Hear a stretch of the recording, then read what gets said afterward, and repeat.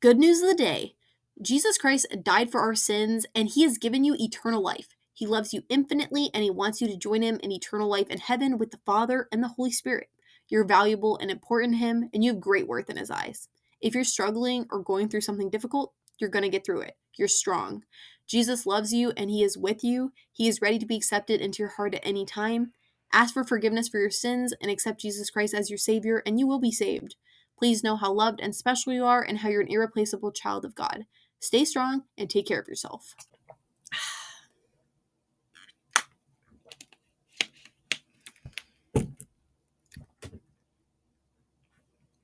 Listen up, losers. Your game is bad. I'm just kidding.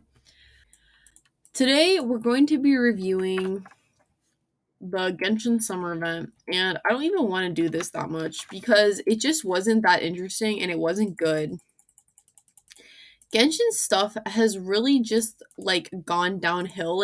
And by stuff I mean their limited time events. Their Archon stuff is honestly as good as it's ever been, if not better. I actually think they're getting better. The Sumer Archon quest, which was already last year, and then the most recent Dane quest, Carrie Bear. I never know how to say it, but actually great writing, actually a great lasting beautiful experience, actually art. Carrie Bear especially is just, I mean, mind blowing, far, far better than anything I ever thought they could write. And I think the rest of the Archon quest, putting aside Sumeru, which is exceptionally good in my opinion, I do believe the rest of the Archon quests are also written at a very high quality. The Inazuma one has some issues at the end, but I think for the most part, it's still an enjoyable experience and a good story. It just has some hiccups there at the end, but the others I think are just very solid. I remember them extremely fondly, and I wouldn't mind replaying them or watching playthroughs of them because they're just great stories and the writing is really high quality. And all the different parts of Genshin that are good come together and they make this really great thing. And recently the events just have really gone downhill in quality. And I also believe the story quests and that kind of material, hangouts and stuff like that have also. But hangouts I feel like were never of the best quality to begin with, so I feel like I can't bully them too much because if something was never that great, then you can't say it decreased that much. And for the story quest, I feel like they were better at the beginning, but they kind of have gone downhill over time. But for story quests, I really do feel like to this day it's still a toss up. You can get a story quest I'll hate them's or Sinos that I think for the most part is rather good, not amazing or anything, but a pretty good story, self-contained story. And then you could have one like Nilu's, which is just, I mean, just awful, just almost unplayable, honestly. It's just so boring. And so the story quests are kind of all over the place, but the events used to be very good quality. I'm thinking of Shadows Amid Snowstorms. I mean, the best event they've ever made. I'm talking about the Moon Chase Festival, the first Summer Island quest, Wind Bloom, the first Wind Bloom we had.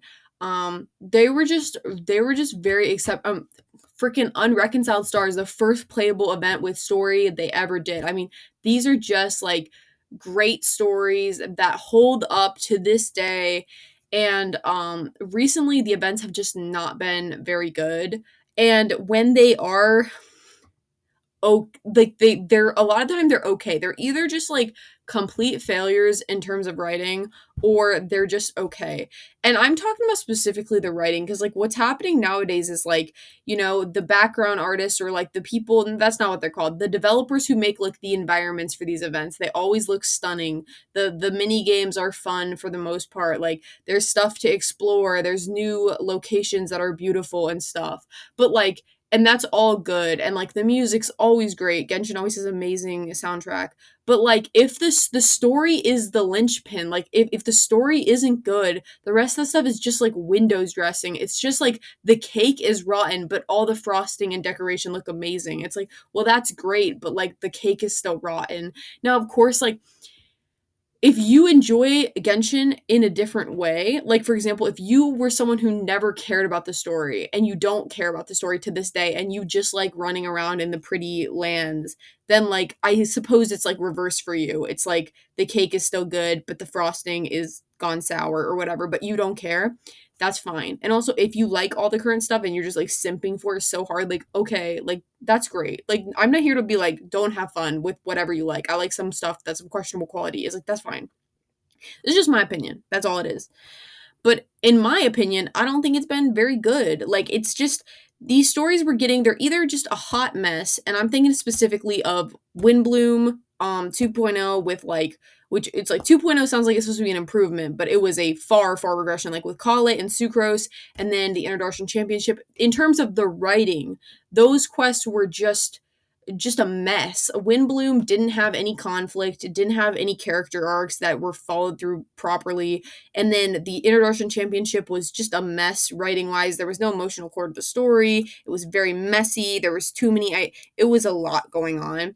And I actually have rewrites for both of those videos on my channel. So feel free to check them out if you want to.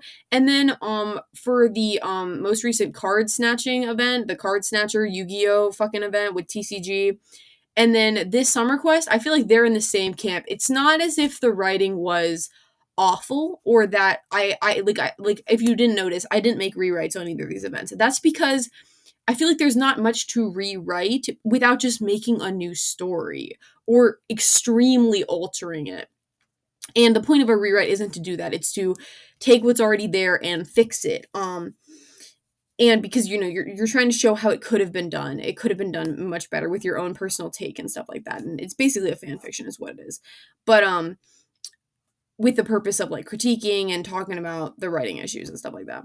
But like for these stories, the card snatching story and the Summer Quest story, and like if you notice, I'm literally calling it that because I don't care to go look up the name of it. It's the one where we go to the bottle dimension. We literally have a bottle episode, except they don't do any of the cool stuff bottle episodes usually do with like Adia and the water droplet thingies.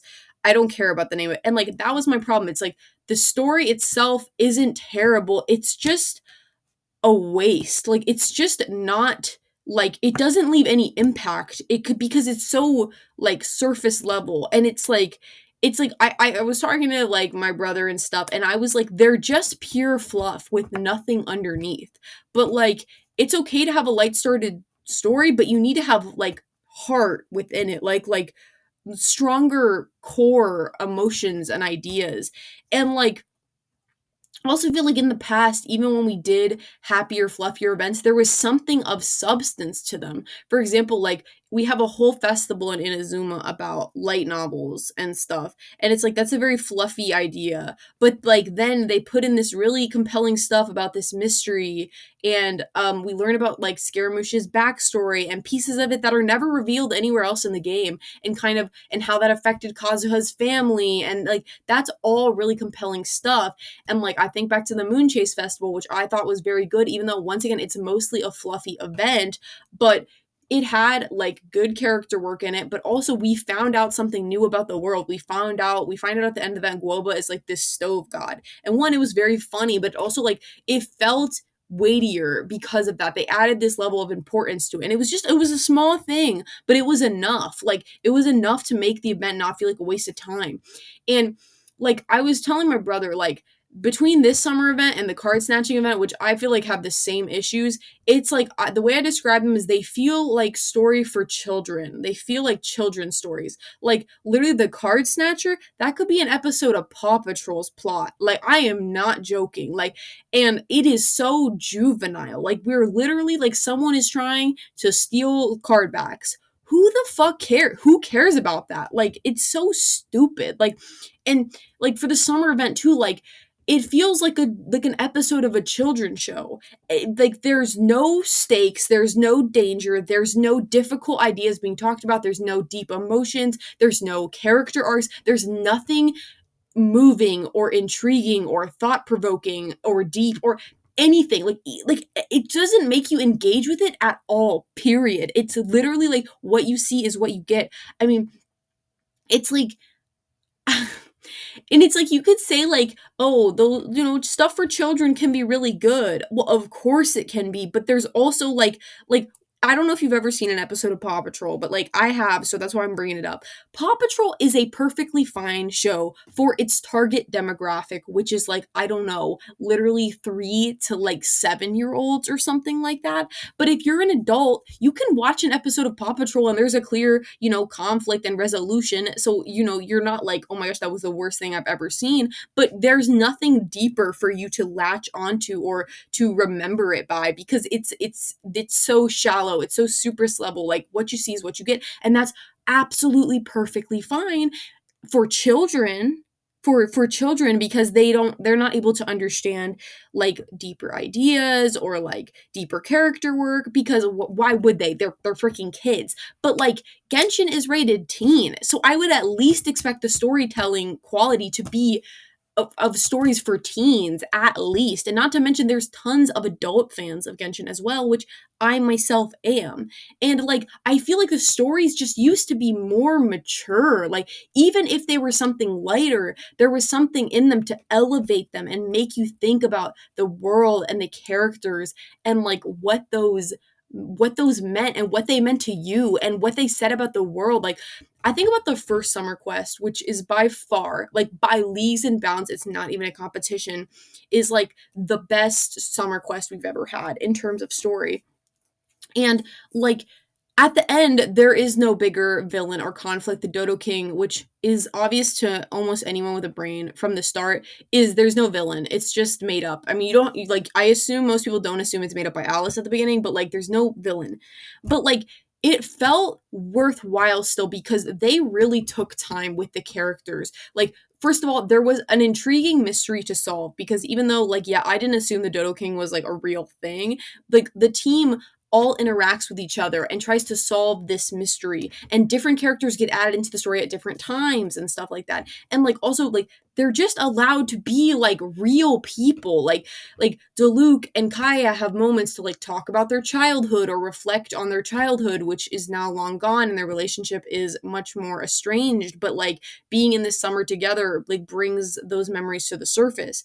And they have Jean reflecting on how she needs to take it easier sometimes because that's better for her mental health and better for the people around her.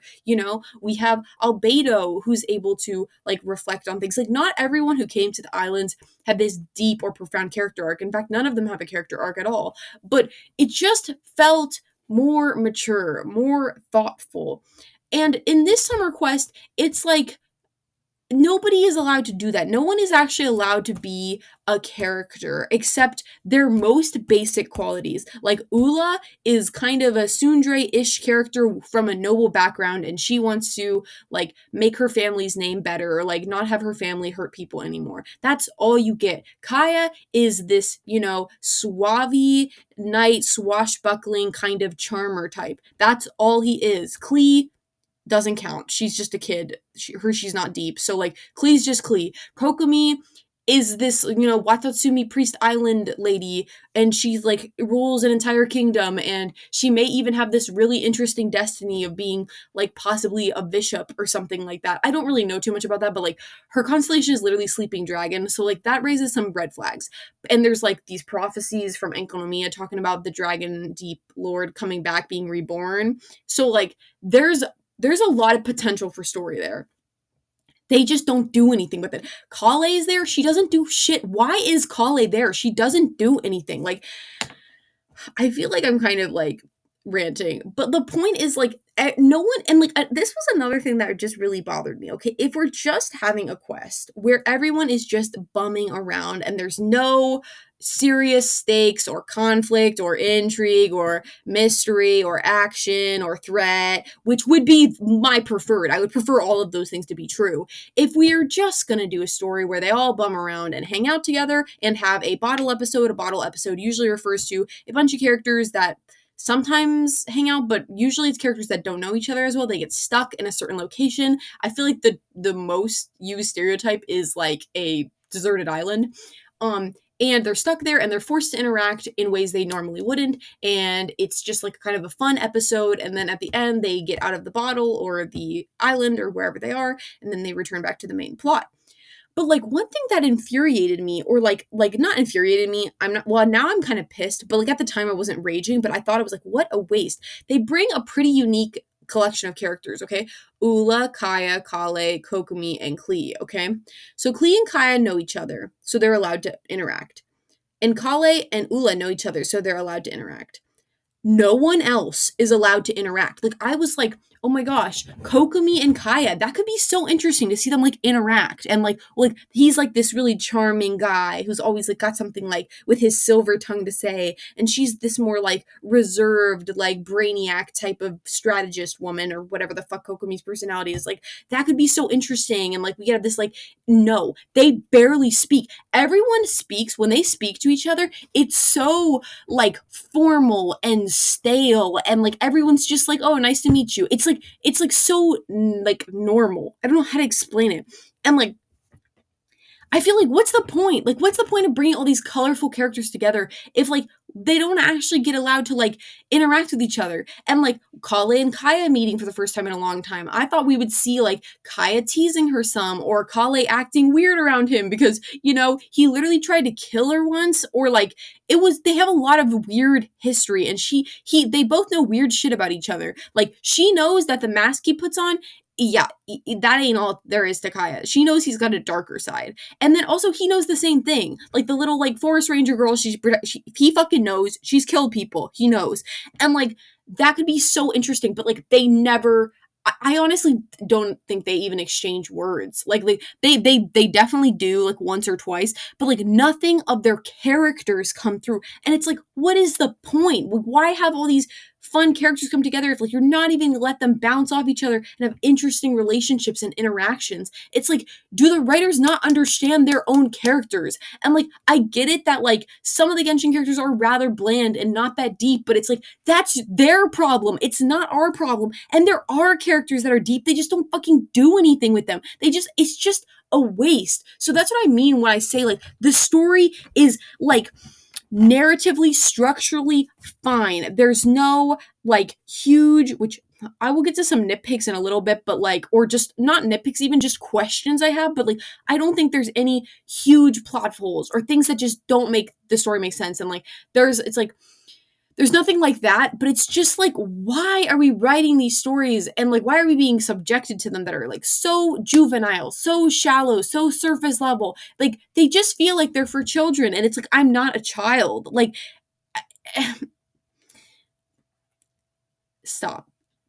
And then like the whole theme of the quest is like follow your dreams and shit. But like I actually hate it. Okay? Like because once again there was very little nuance to these ideas presented. Like we meet the different people that are water droplets that are like living as them, which we will get to that in wait, don't worry, we will get to it. And like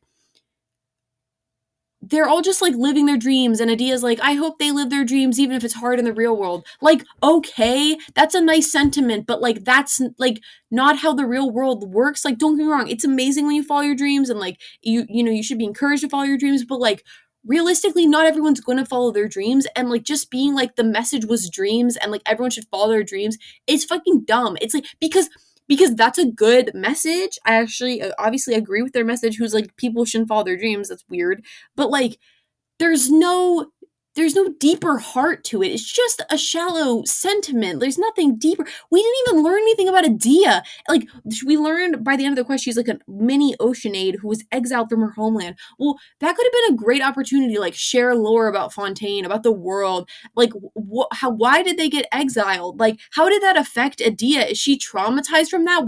Were they part of an uprising against like the Hydro Archon? There's so much potential there. They don't do anything with it. We don't hear anything about it. And it's like, why even bring that up if you're not going to do anything about it? And like at the end, there's this big moment where like, oh, we're reflecting, like we're going to remember this beautiful time we had this summer forever. Bitch, we were in the bottle realm for like 2 canonical days, 2 or 3 days. And like, that's not enough time for me to like feel nostalgic. And like, we didn't even do shit. We just talked to a bunch of NPCs and they talked about their lives and their dreams. We like literally, we barely spent any time there. And so like, when they have like that swelling music, which is admittedly beautiful, like in that final cutscene, it's like, what are you doing? Like, we don't, like, this is not deserved. Like, oh, we, like, we'll always remember this time. And so it's like, we barely did shit there. Like, what are you saying? Like, I really felt like the first Summer Quest, they really, and even the second, which I did not think the writing was very good, but at least in those quests, I really got the impression that we had spent weeks, even months on these islands. Probably not months in the first one, but like there's a real sense of time moving. Like different people come to the islands. Like we have scenes where like the characters in, especially in the second one, where we're camping, cooking dinner, waking up in the morning, going to sleep, like repeatedly. So it does feel like we've spent a long amount of time there. But in this Summer Quest, it's like we've literally been there for like 2 or 3 days. How can we have this big reflective moment when we've barely like done there, you know? We've barely been there any time. And that, I just feel like the nostalgia thing, it's impossible. Like it doesn't work, okay? And okay, now I think I'm going to get into some nitpicks, okay? And by nitpicks, I just mean things that I personally had a problem with. They don't break the story, but like I would have wanted answers because it's like stuff that's kind of dumb. Like for example, like at the beginning, especially in the first chapter, like so we meet up with Kale and Ula, and then like we immediately hear about this domain that grants wishes, and then somehow one of the characters is like, that must be where the woman who wrote the letter to Klee lives. And I was like, why? Like, why would you make that assumption? That's such a fucking insane assumption to make. Like, just because Alice's friend is probably magical and there's this legend of this domain that might not even exist, and also there's like tons of legends in Devon, why would you assume they're connected? But then, of course, they're right. And like, they just make these leaps in logic that like only make sense to the writer because he knows, or he or she or the team knows that that's true. But like there's no reason for the characters to come to those conclusions. So that was a nitpick. And it doesn't really happen later on in the story as much, but like that beginning part, there were some really like leaps in logic there that I didn't feel like were very believable. I really was like, what the fuck? Okay, another one, this is like a very personal like thing that makes me mad. Why does Kokomi have no fucking escorts? Period. She has no guards. She has no servants with her. She's in the middle of a foreign desert full of mercenaries like that just roam around and like attack people. We know that they do crime sometimes. Not all of them, but there are certain ones like Dia's like father's tribe or whatever. They do crime. I have not finished her story quest. I've only started it, but whatever. The point is, some of the Aromites are fucking dangerous, okay? And some of them are pretty strong. They're able to like summon beasts, and they have these weapons that are like ancient technology and stuff. Like Kokomi is like, as far as we know, the sole heir to Watatsumi Island, which is basically her own kingdom, okay? She is like the religious leader, the political leader, the what's it called? The commander in chief of their military. She's like their genius general strategist. She is so important to Watatsumi, and they have never addressed a line of succession. Like, oh, if Kokomi dies, her sister will take over, or this cousin we've never heard about. They've never implied anything like that. So I don't care. I'm going to believe she's the sole heir until I'm told otherwise, because, you know, you can't just be like, oh, she has 50 cousins off screen. Okay, well then just let me know that, okay? Like, and she doesn't have any children. She's not married. She doesn't have any kids. So there is no heir to the throne. She is the sole heir to her kingdom. So why the fuck does she not have bodyguards with her? Like at least one, like I was thinking maybe Goro, but like honestly, even that is cap. It should be a whole squad of elite soldiers that are there to protect her, and probably some servants and attendants as well. Because once again, if she dies, Watatsumi is just absolutely fucked. Like chaos would ensue. It's very possible that like, you know, Narukami would take advantage of the vacuum of power ship to send in some kind of puppet leader, or like make someone that they control rise to power, or just literally take over the island. I mean, and this is an island that was at war not that long ago. We don't know how much time in game has passed since like the peace treaty and stuff like that was signed, but it can't be that long. It has to be months, a year at absolute maximum. It is very recent. So, like relatively speaking, like the war was pretty recent. And Kokomi is on a vacation in a dangerous desert foreign land without a single bodyguard. Like, you could be like, Kokomi's strong. She can protect herself. This isn't a fucking feminist documentary, okay? Like, if Kokomi dies, her whole kingdom is fucked. So like her being out here alone, it raises so many questions. One, is Kokomi just irresponsible? Does she just not care that if she dies, her whole kingdom will be ruined or at least thrown into chaos? Two, are the people of Watatsumi, specifically the leadership, like that isn't Kokomi, because there must be other leadership, like advisors and stuff like that, are they all stupid? Are they stupid? Why the fuck would they send her out without any escorts? I actually thought it was going to be a plot point, like, even though I didn't think it was really in her character, for Kokomi to, like, admit that she ditched her escorts or something. Like, she was like, oh, they were fucking, like, cramping my style, man, so I just snuck away from them. Because, which doesn't end up being true. But, like, there is absolutely no reason. They explain why she's in the desert. She's looking for this long-lost Watatsumi artifact, which she doesn't even bring back in the end. So, like, that was pointless. And that's like a valid reason for her to be there. Although you would think, once again, she has a kingdom to run. And if she die, like, what? Anyway, you would think someone else would be better equipped to go get it. Perhaps Goro and a team of men. But like, whatever. If it is Kokomi, like, she thinks it's so important she has to go herself, but not so important that she has to bring it back. Like, make it make sense, okay? She should have a team of people with her to protect her. And like, even if you're like, oh well, a big crowd would draw a lot of attention from like Eremite mercenaries and stuff like that. Okay, well then she could have a small elite team to protect her. Like, just her being there with absolutely no guards, no staff, no servants, it breaks my immersion and it makes me think that everyone's retarded, most especially the writer who just didn't think it through because they clearly didn't care enough. Okay, so another question. Are the hydro water droplet cloney thingies sentient?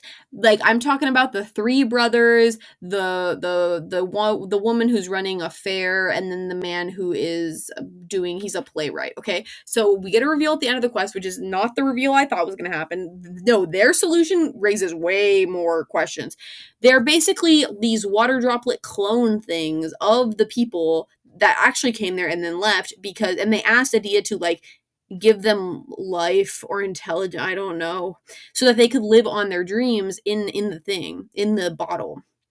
Which, like, also they can anyway. Okay, so I guess we're gonna get there.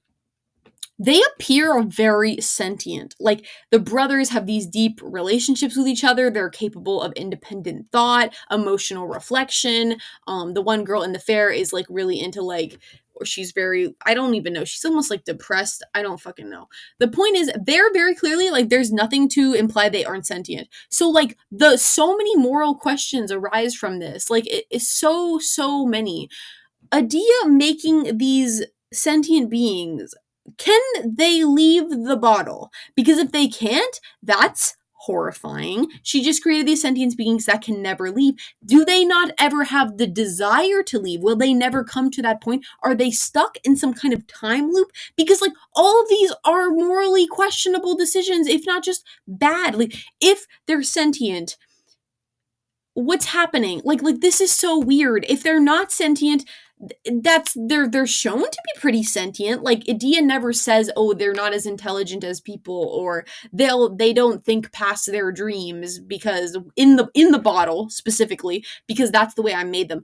We never address any of these things. And I just was like, what if those brothers that we talk to and, like, spend time with, and we see them, like, mend their relationship or whatever, what if they just are like, let's go bring our creation to the real world, and then they just walk to the end of the bottle? Will they die when they step out? Or will they just exist? And then there's they're clones. They're sentient clones who have no idea that they're clones, or appear to have no idea that they're clones. So they just go out into the world, and then there's two pairs of these there's two trios of these adventuring brothers out there. Like, that just sounds like a lot of wow.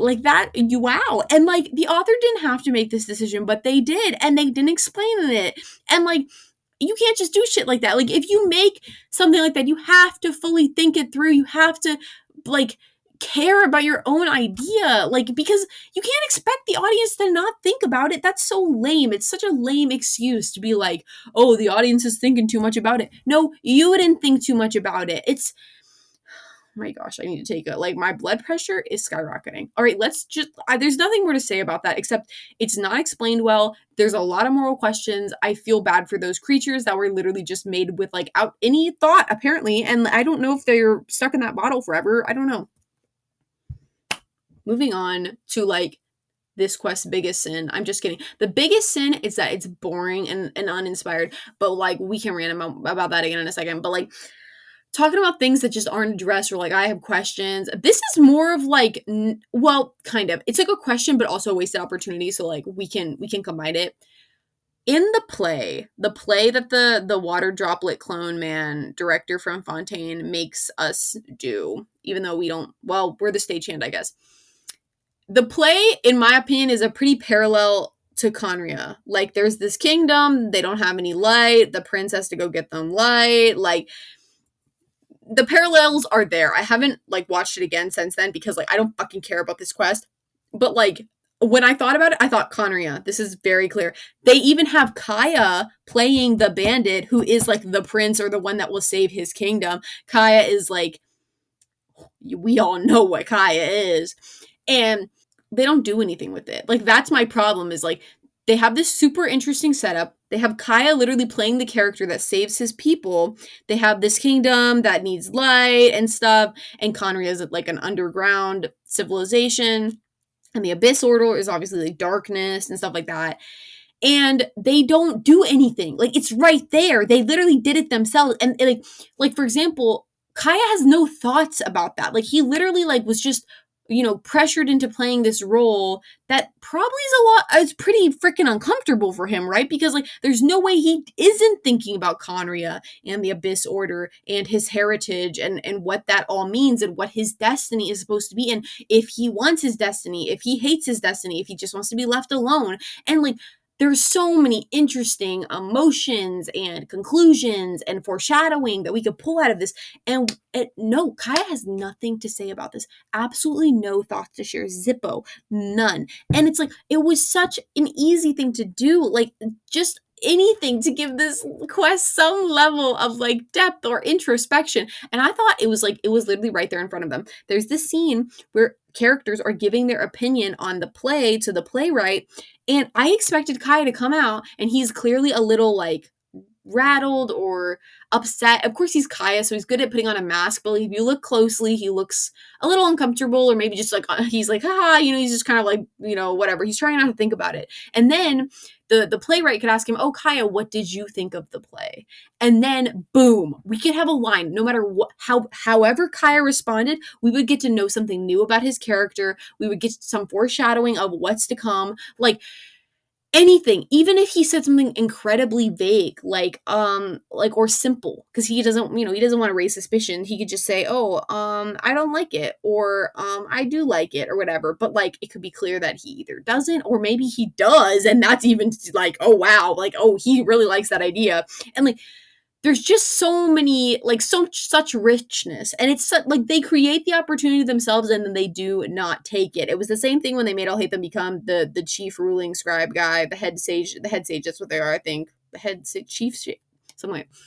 They create this interesting scenario themselves, and then the writers of Genshin walk it back. Like, why? In this case, they don't even walk it back. They just don't do shit with it. It's like, I guess it's the better metaphor for this exact moment is Kazuha talking about his backstory constantly, talking about how his clan was destroyed, talking about blah, blah, blah, blah. But then when you ask Kazuha about it, I feel like a broken record, but he never wants to do anything about it. He's perfectly happy being homeless and unemployed. And like, they just insist that he's just this wanderer and he wants to keep wandering. He doesn't want to destroy his, blah, blah, blah. They never do anything with the opportunity that they created themselves. And like, that's the way this is. I was so mad. I was so mad. I was like, anything, like a strange look, like a vague line, anything that, or they could have done something much more specific. It was right there, and they didn't take it because that's how surface level this quest is. They wanted to actually be like a children's show. Like, you don't have to think about anything they say. Nothing interesting is happening. No one's having interesting dynamics. No one has they honestly barely feel like people. Like, they're just these like action characters, like action, what's it called? An action figure. Or like these characters that have like one note personalities, and like, that's all they want them to be. And like, they don't want you to think deeper about them. It's like, don't think about that Kokomi is actually like the leader of an entire country or independent territory that may actually worship her. Like, have you ever thought about that? Like, how weird that is for Kokomi? Not really. They address it like maybe once in her story quest that she's uncomfortable with the people's attention, but like, they don't go any deeper than that, and they never mention it again. She's such a character that's like rich for discussion, but they never do anything with her. And like that's how it is in this quest. And like Kaya has this super interesting backstory that really seems to be plot relevant, but then they just don't do anything with him, and he's just a suave talker who, you know, is like hanging out with Klee, and he's be Uncle Kaya and stuff. And it's like, stop. Like he could be so much more than that, and like I like to think he is, but like the writers literally are making me think, is he more simple than I think? Like when the author is making me think that a character is actually simple instead of complex and layered and interesting, they're failing. They're failing so bad. Kaya didn't even get a token line. Like when the brothers were fighting, I thought we would get to hear Kaya say something like brothers shouldn't fight or brothers shouldn't deny, because one of the brothers literally, when they're fighting before Klee talk no jutsus them, one of the brothers literally says, he's not my brother, to the other. And I thought this would ruffle Kaya's feathers because Diluc for a long time would not call him brother, and that clearly, or at least I thought so, it said that it hurts him deeply emotionally. It's very scarring to him. And I thought he would say something akin to that. Of course, he wouldn't start saying, let me tell you my tragic backstory and stuff, but like something about brothers not fighting, or like some line like that in reference to his own backstory, which once again is rich with tension and drama and emotion and motive and intrigue. And no, we couldn't even get a token line about his relationship with Diluc, which they've actually talked about in the past before. So those are just some of my like biggest kind of questions, nitpicks, issues, frustrations. And overall, I just feel like the summer quest was not very good. It just wasn't, because it didn't excite me at all. I wasn't excited to play the next chapter. While I was playing it, I wasn't like, this is great. I wasn't like that. I was just like, okay, this is happening now. Or I was like, okay, well, I just got to get this over with because I want to play it while it's still around, even though I'm just kind of playing it out of obligation to see if like maybe it could be good, even though like the last 4 events haven't been good, you know? And it's like, this is like the perfect way to explain it, okay? Me and my brother, who also plays Genshin, we both play very frequently, like every day, pretty much. When the events used to come out, they were extremely exciting to us, and we would talk about them. And when we'd both finish a chapter, which I did usually the day it came out, we would talk about it, and then we'd theorize about what the next chapter was going to be about. And the next chapter would come out, and then we'd play that, and then we'd talk to each other about it. And in like, it was very exciting, and I would finish the chapter, and I'd be like, I gotta wait like 2 days for the next chapter. Like, damn it. Oh, well, I'll have something to look forward to. Now, the events come out, and me and my brother don't talk about them because there's nothing to say. There's literally nothing of substance to discuss. It's like, did you like that scene where Klee was cute? Yeah. The conversation's over. There is nothing deeper to discuss because the stories are so shallow and they do not explore anything. There's no real intrigue or conflict or threat level. They're just like nothing. They're like air. They're totally insubstantial. And we just don't talk about them anymore because there's nothing to say. I'm not excited to play them anymore. I don't play them even within like 1 or 2 days of them coming out. I sometimes wait a whole fucking week or two, just whenever I get around to it, because it just feels like something I'm obligated to do. And it's like, oh, if you feel obligated to play a video game, that's lame. Just don't play it. Well, of course. Like, I can just not play it.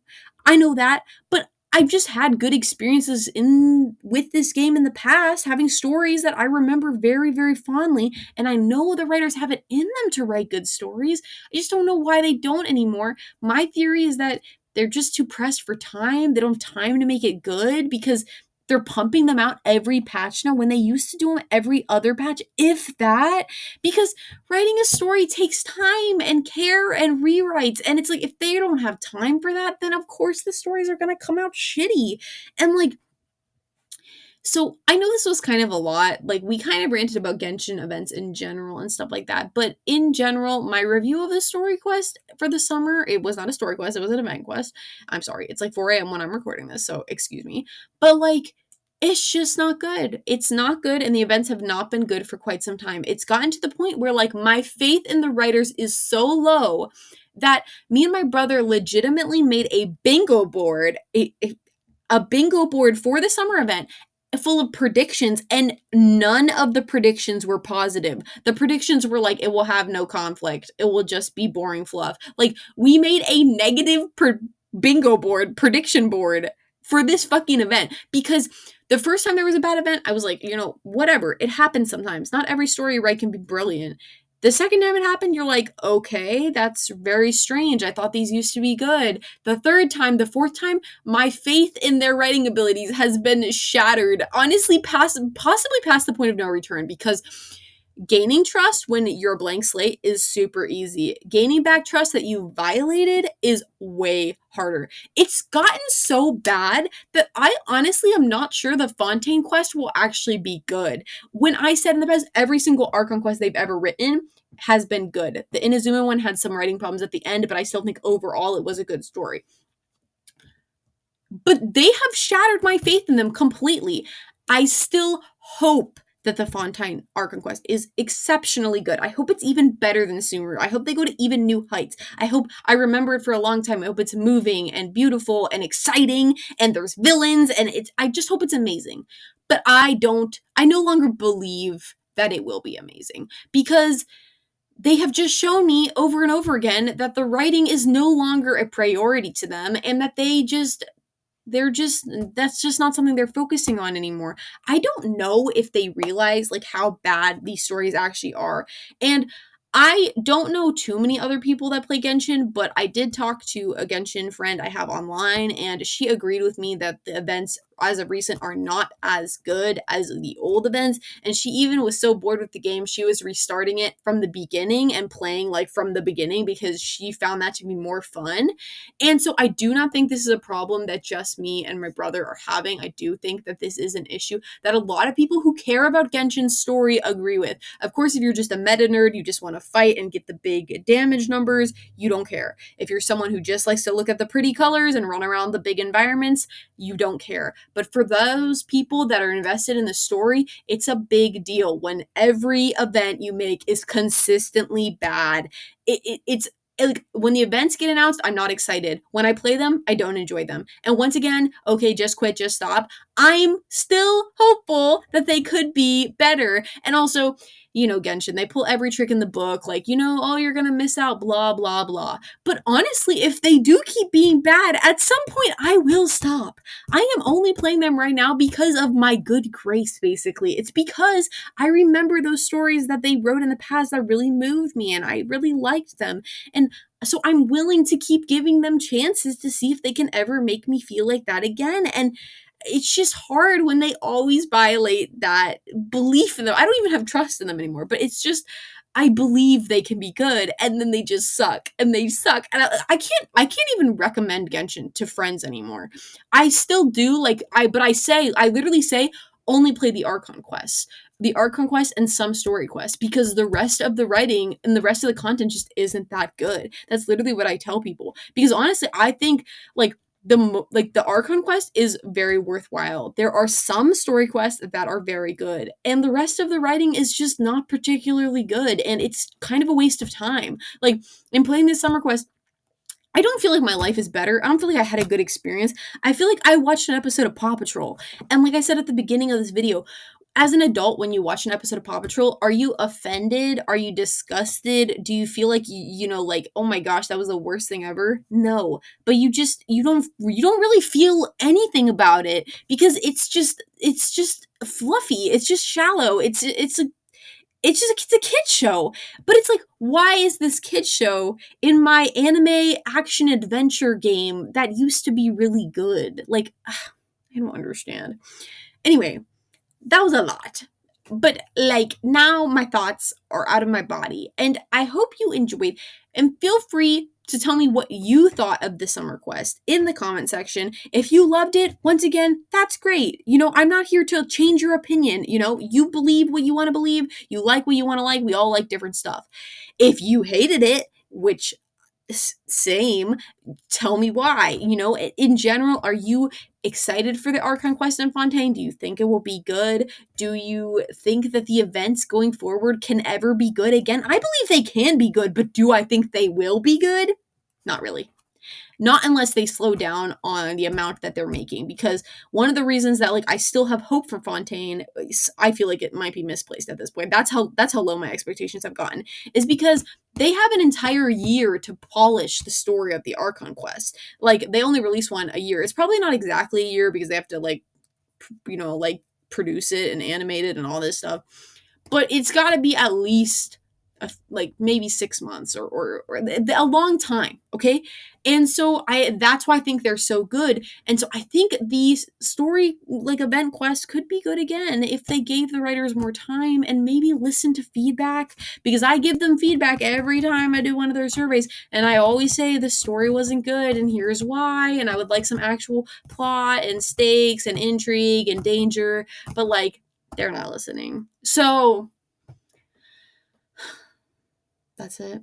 I hope you guys are all having a great day. And if you're going through something difficult, know that God loves you and that you're going to get through it. I love you all. Bye.